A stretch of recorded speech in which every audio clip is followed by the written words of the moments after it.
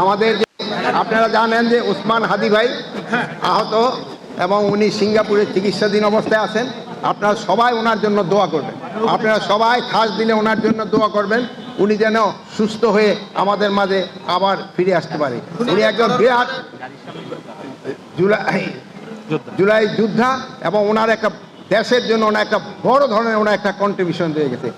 আমি আপনাদের কাছে আবারও বিনীত অনুরোধ করব, আপনারা ওনার জন্য খাস দিলে দোয়া করবেন। যে নির্বাচন করবে না ওটা তো আমরা জানি, তার ওনার ব্যক্তিগত ইচ্ছা। এখন কে নির্বাচন করবে কে নির্বাচন করবে না, সে কি জন্য করবে না, কেন করবে না, এটা তার যার ব্যক্তিগত, এটা ব্যক্তি তো আমাদের তো বলার মতো কোনো কিছু নেই। এখন নিরাপত্তা তো একটা বড় ধরনের শব্দ। তা আপনারাও আজকে সবাই তো এখানে আসছেন, আবার আপনারাও তো বলতে পারতেন যে আমি নিরাপত্তার সংকট আছে, আমরা কেউ আসবো না। তো এইটার ক্ষেত্রে তো মনে হয় যার যার ব্যক্তিগত ব্যাপার, উনি নির্বাচন কেন করবে না এটা হয়তো আমার এই ভাইয়েরা আছে যে ওনারা অনুসন্ধানী সাংবাদিকতা করলে হয়তো ওনারা বের করতে পারবে।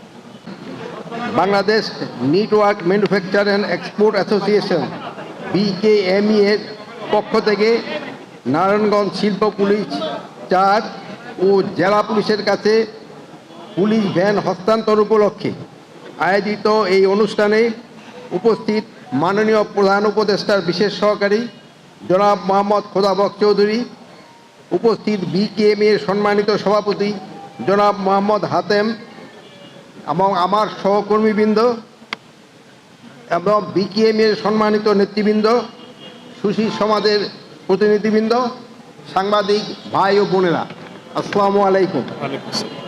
বক্তব্যের শুরুতে আমি গভীর শ্রদ্ধা ভরে স্মরণ করছি 1971 সালে মহান স্বাধীনতা যুদ্ধে আত্মদানকারী শহীদ ও বীর মুক্তিযোদ্ধাদেরকে, এবং একই সাথে সশ্রদ্ধ চিত্তে স্মরণ করছি জুলাই বিপ্লবের সকল শহীদ ও আহতদেরকে।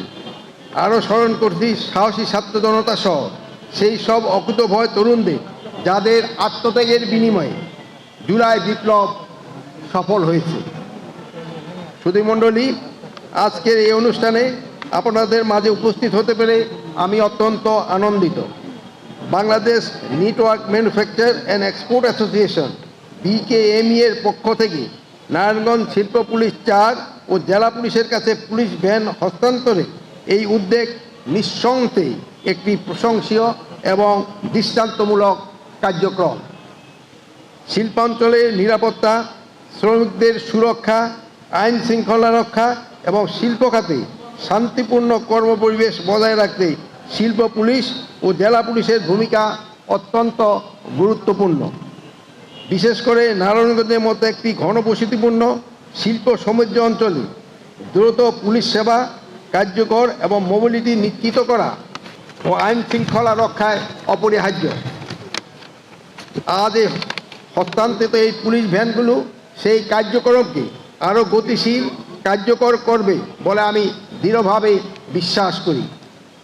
সুধীবৃন্দ, আজ বাংলাদেশের তৈরি পোশাক শিল্প, বিশেষ করে নেটওয়ার্ক খাত আমাদের জাতীয় অর্থনীতির অন্যতম চালিকা শক্তি। এই খাতের টেকসই উন্নয়নের জন্য নিরাপদ শিল্পাঞ্চল, স্থিতিশীল আইন শৃঙ্খলা এবং প্রশাসনের সঙ্গে শিল্প মালিকদের পারস্পরিক সহযোগিতা অত্যন্ত জরুরি। BKME সেই সহযোগিতার একটা উজ্জ্বল দৃষ্টান্ত স্থাপন করছে আজকের এই উদ্যোগের মাধ্যমে। আমি বিশ্বাস করি রাষ্ট্র ও বেসরকারি খাতে এই ধরনের অংশীদারিত্ব দেশকে আরও এগিয়ে নিতে সহায়ক হবে। বিশেষত আপনারা জানেন যে গত জুলাই বিপ্লবে পুলিশের যানবাহন সহ অন্যান্য লজিস্টিক ব্যাপক আকারে ক্ষতিগ্রস্ত হয়েছে। সেই ক্ষতি মোকাবেলায় অন্তর্বর্তী সরকার ইতিমধ্যে নানামুখী পদক্ষেপ গ্রহণ করেছে। সরকারের পাশাপাশি বেসরকারি সংগঠনসমূহ কর্পোরেট সোশ্যাল রেসপন্সিবিলিটি CSR আওতায় কার্যকর সহায়তা প্রদান করলে আমাদের পুলিশের সক্ষমতা বৃদ্ধি এবং এই কার্যক্রম ত্বরান্বিত করতে সফল হব।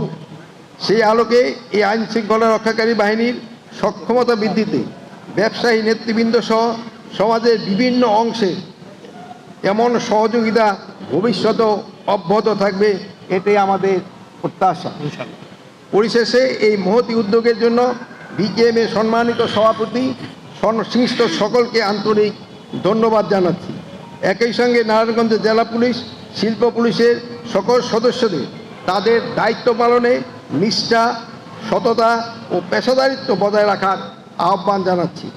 আপনাদের সকলের সহযোগিতায় একটি নিরাপদ, শান্তিপূর্ণ ও সমৃদ্ধ বাংলাদেশ গড়ে উঠবে